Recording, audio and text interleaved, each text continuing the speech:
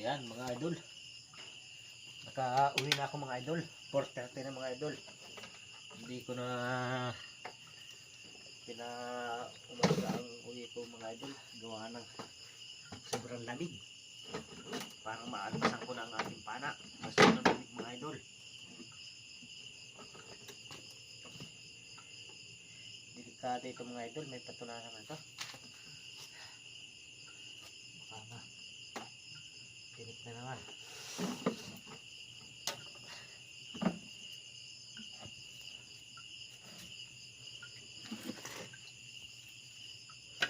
Ito mga huli ko mga idol.